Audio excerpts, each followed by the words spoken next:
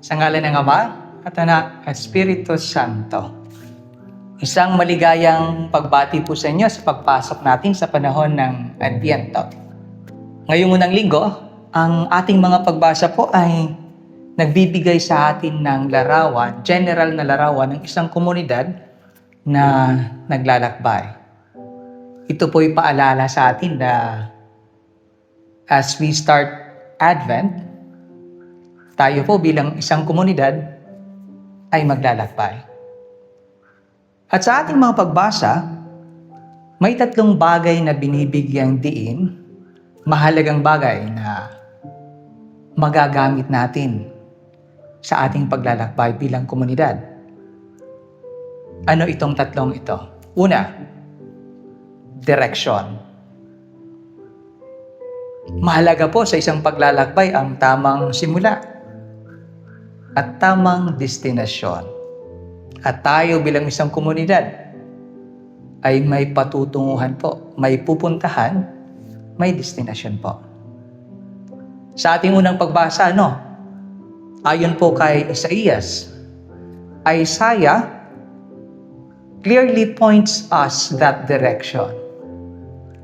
Sabi po niya, tayo na, umahon tayo sa bundok ng bahay ni Yahweh, ang pinakamataas sa lahat ng bundok.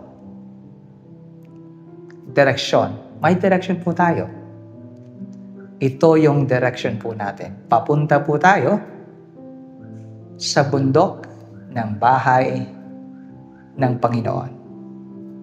Pangalawa, instruction. May tagubilin po sa atin ang ating pagpasa. Mahalagang malaman po natin kung ano ang mga kailangan nating gawin, ano ang kailangang bitbitin, at ano ang mga bagay na makakasagabal sa atin sa paglalakbay natin. Sa ating ikalawang pagbasa, si San Pablo, sabi po niya sa atin, hindi po magiging madali ang paglalakbay natin. Tayo po ay makakaranas ng kadiliman. Ibig pong sabihin niya, pag sinasabi niyang kadiliman, meron pong inggitan sa paglalakbay na ito. Magkakaroon po ng pagtatalo. Andiyan ang katakawan. Mga mapanirang bagay sa ating paglalakbay. Kaya naman po si San Pablo, tinatawag niya tayo. Sabi niya, put on, ibihis po ninyo ang liwanag na si Jesus. Ang salita ng Diyos, niliwanag sa ating buhay.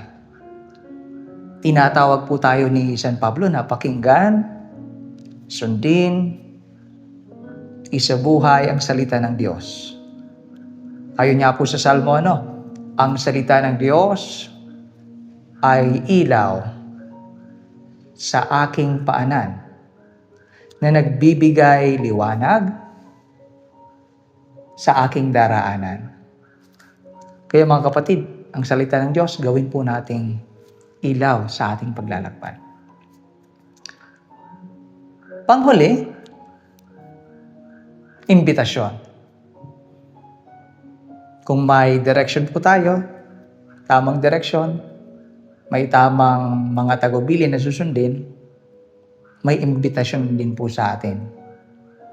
Ano pong imbitasyon sa atin? Sabi po sa mga pagbasa ngayong araw, stay awake. Well, para po sa akin, pag sinasabing stay awake, having that direction and instructions, it is actually a call to focus. Na mag-focus sa tamang direksyon, sa tamang instruction. And let's hope and pray na sana makarating tayong lahat sa ating destinasyon. Mga kapatid, ako po si Father Bane. Let us enjoy our journey to God's mountain. Kita-kita po tayo lang. Sa ngalan ng Ama, at Anak, at Espiritu Santo.